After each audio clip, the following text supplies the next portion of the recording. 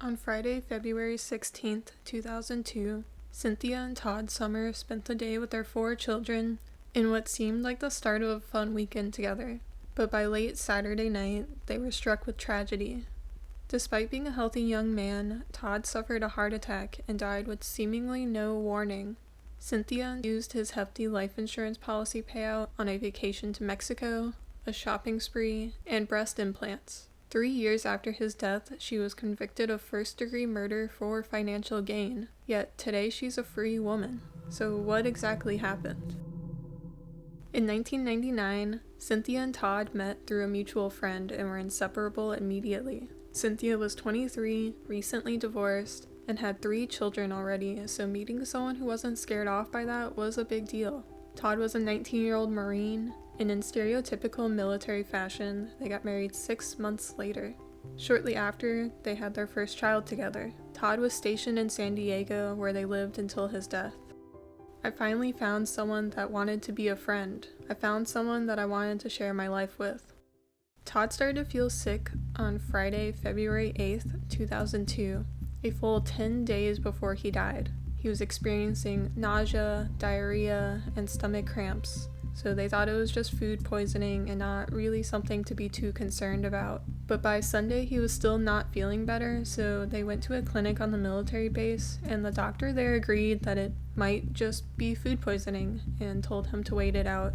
But his condition was still not improving over the next couple days, and it was starting to scare Cynthia. She was making frantic calls to her mom asking for advice, but nothing they tried seemed to help. Finally, Todd went back to the doctor and was given IV fluids and medication to help, which did seem to work. And by Saturday, February 16th, he felt well enough to go to an amusement park with his family. But the very next day, it took a turn for the worst. I came back home on Sunday, got the kids to bed, and he said that his heart felt like it had fluttered. I said, "Should we go to the hospital?" He said, "No, I'm fine. I'm just gonna go to bed." He was pronounced dead at 2:34 a.m. February 18th. At first, there was no suspicion of foul play. This seemed to be just a random, unfortunate health crisis that could have happened to anyone. Even after a routine investigation done by the Naval Criminal Investigative Service, nothing seemed suspicious, and so the official cause of death was a heart attack. He looked at me and he said, "I'm okay, I'm alright," and he fell down. You hear of kids playing baseball and just falling over, that there's no symptoms, there's no warning, there's nothing. For over a year, that's all this was. Nothing. But NCIS Special Agent Rob Terwilliger couldn't shake a bad feeling he had, and investigated even further. It seemed like all it took was just digging a little deeper for a method and a motive to come out and turn this into a homicide case. The key piece of evidence here is testing that was done on some of Todd's tissue samples. Tissues from his liver and kidneys showed insane levels of arsenic. We're talking over 1,000 times the normal level, so way more than enough to be deadly. The only way that they could explain this was that Todd had been poisoned, and the only person who could have done it was Cynthia. Arsenic poisoning is a pretty easy thing to pull off, apparently. It's odorless, tasteless, and easy to buy. It takes very little of it to poison someone. This seemed really conclusive, but they could never actually prove that she bought arsenic. That could be because it took so long to even realize this was a possibility, or because she had gotten rid of the laptop that she had at the time. She doesn't even know what arsenic is. When this happened, she said, "What does it even look like?" I said, "I wouldn't have any idea. I don't even know where you get it."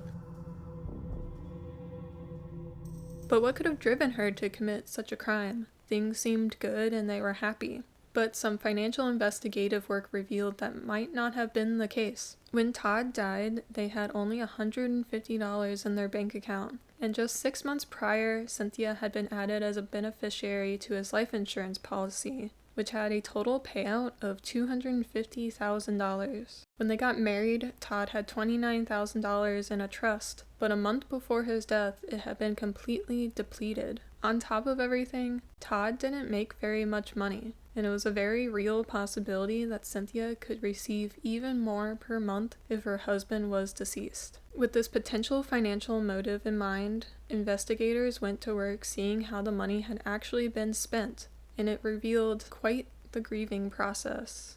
The months following Todd's death were very busy for Cynthia. She was quick to start the process of getting the money from the life insurance and any other survivor benefits she was eligible for.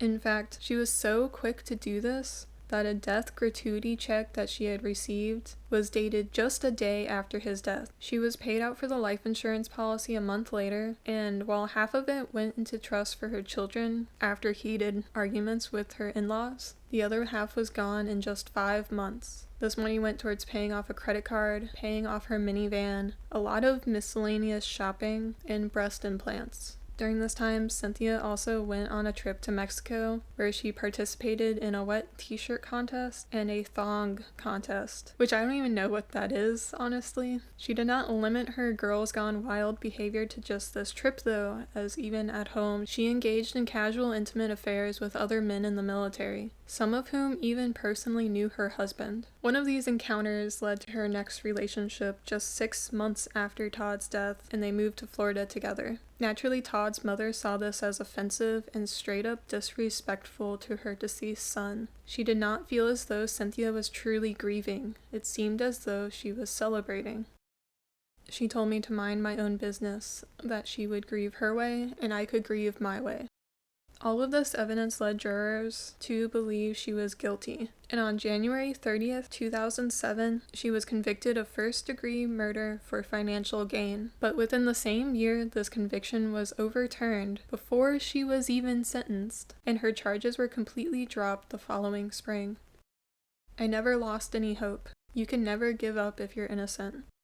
Cynthia argued that her case had been mishandled, that she was convicted not by evidence, but by her lifestyle choices. She felt as though her grieving process was misrepresented as celebratory, when in reality, she was running away from her feelings and struggling to cope with the loss. Cynthia said that the people she was intimate with were not random strangers, they were people she knew and she was seeking comfort, even if it seemed misguided to others. She stated that her late husband would have wanted her to get breast implants with the money, because he was already supportive of her getting them before he died. Because all of this was even brought up, she felt as though she was not given a fair trial.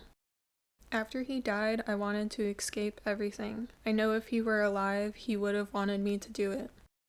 After arguing this, Cynthia was granted the opportunity for a retrial. Leading up to the second trial, it was proven that no other tissue samples of Todd's tested positive for arsenic. Only his kidneys and liver did. This is particularly important because arsenic does not target specific areas of the body. It's all or nothing.